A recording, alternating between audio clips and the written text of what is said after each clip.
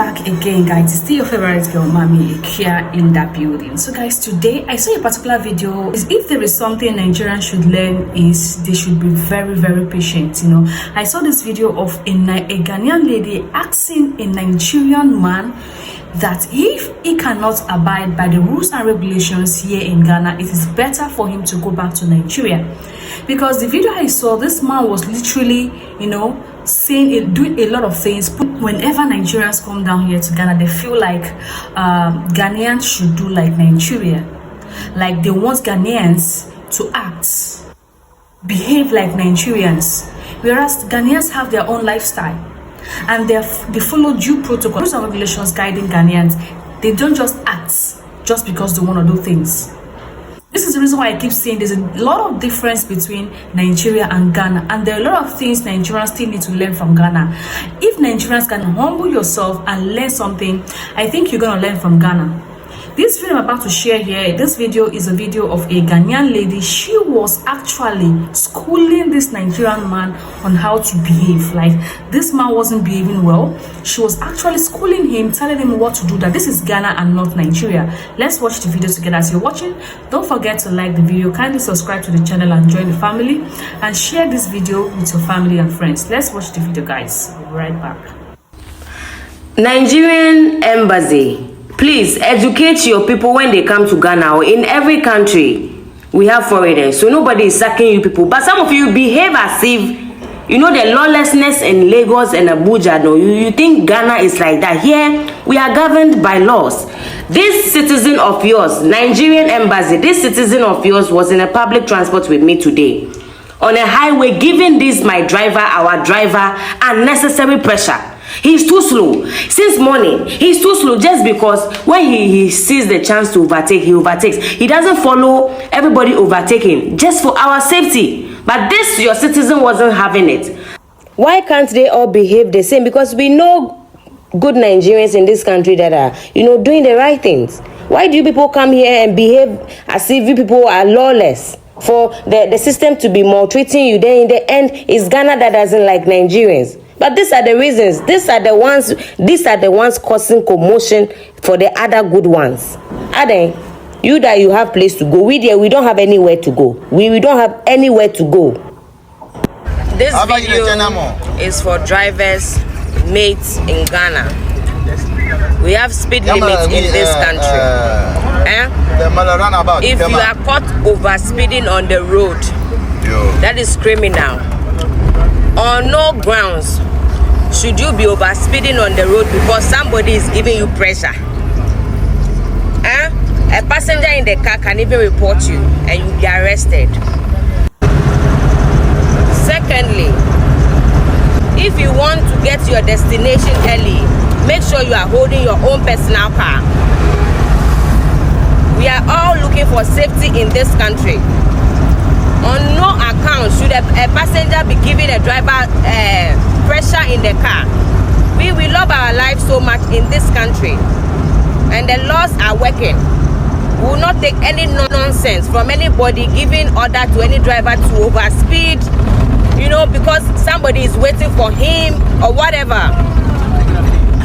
I will not sit in a car and allow anybody pressure the driver taking me to my destination, which I paid for, to cause accidents. Due to the insecurity problem in Nigeria, and a lot of Nigerians are actually moving out of the country as we speak. A video coming from some of their airports suggests that most of them are actually leaving the country for fear of their lives, and the fact that, you know, in the northern part of the country there's insurgents and acts of terrorism. Most of these people leaving the country are not actually leaving Nigeria to either the UK or the US, right? They are coming into other African countries, and from what you are hearing, most of them are coming into Ghana. Because of the English that we speak, it makes sense for them not to go to Cameroon, for them not to go to Benin, for them not to go to Togo, but for them to come straight into Ghana. Now, one thing that is actually helping them to actually come into Ghana and get infiltrated into the population is because of the Hausa language. Now, if you go to Nigeria, most of us focus on the Yoruba and the Igbos, right? But the predominant language or ethnic group in Nigeria is actually the Hausas. They form about 30 to 35% of the population, right? A breakdown will tell you that Yoruba has about 15.5% of the population. Igbos have about 15.2% of the population. They have the Fulani who form about 6% of the population. Now, the reason they could actually move into Ghana without us noticing is because of the Hausa language. In Ghana, Hausa is also, a language spoken here, right? And it is the same language that is spoken in Nigeria too. So when they are moving in here, most of them disguise themselves as Ghanaians because they could speak the Hausa language. So at the border or at the immigration checkpoints, they speak this Hausa language and they're moving. Most of the Nigerians, most of the Malians, most of the Guineans, a lot of them speak this Hausa language. So that is how come they're able to move into Ghana with ease. What is happening in Nigeria? Nobody wants to stay in the country any longer. And if they are moving out of the country, their default destination is Ghana, bro. The population of Ghana is just 35.3 million. The population of Nigeria is around 240 million people. Right? So if 30% of 240 million people are actually houses, and these people are actually moving out of their country, even if all of them will not come into Ghana, most of them will come into Ghana, or a substantial number of them will come into Ghana, because Ghana looks like the most stable country in the entire sub-region. If you don't pay attention to this, to get to a point in time where the Hausa population in Ghana will become massive, and when it becomes massive, that is where the problem starts.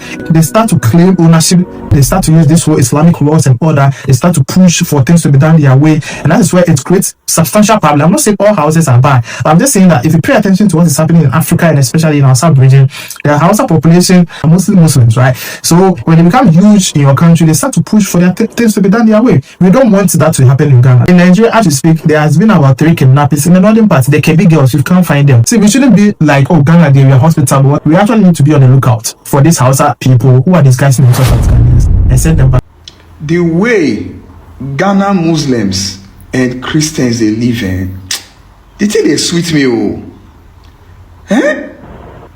I wish Nigeria Muslims and Christians feel cohabit like that. Peace go dey Nigeria. You go see national event for Ghana, Muslim go pray, Christian go pray, even traditionalists sef go still pray. You hardly hear of blasphemy. They will come by somebody, say the person blaspheme against Allah. Like, I don't know where Nigerian Muslim for learn their own thing. I don't know.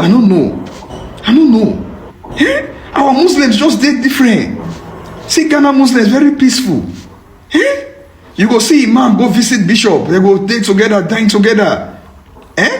I hear say Ghana imam go church for prayer during his birthday. Oh, Nigeria, my country. We need to learn this thing from Ghana. Our Nigerian Muslims, they need to learn from Ghana Muslims how to cohabit with Christians. Because no, we can do better. See, guys, there's still a lot of things Nigerians still need to learn. Like, I was like, why are these people not in a hurry? Till I stayed in Ghana and I had to learn the culture, the lifestyle of Ghanaians, and it has really shaped my life a lot.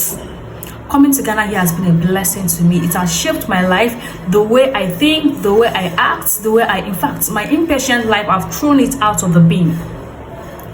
If only Nigerians can humble themselves, if only Nigerians can be able to, bring themselves down and learn from some people, it will be better for them. Because an average Nigerian man is an impatient man. Like, anywhere they go to, they want things done so fast.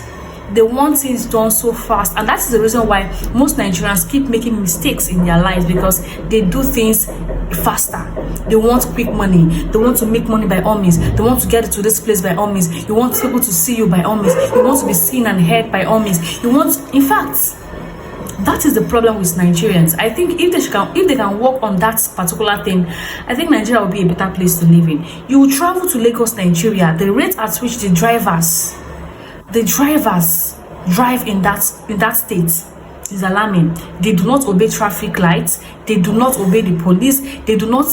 In fact, their driving is. I don't know how to explain it, because they drive recklessly in Lagos, Nigeria. Most times you see these drivers, if you're asking yourself, did these people go to driving school? Did they in any point in their life attend any driving school to learn how to drive? Because the way they drive over there, it is too much. It is reckless. And that is the reason why you see a lot of accidents happening in Nigeria on a daily basis, because of the way the drivers drive their vehicles. And this man came down here to Ghana. You expect Ghanaian drivers to be driving like Nigerians. You expect Ghanaian drivers to be driving like Nigerians, whereas in Ghana here, they have their limits.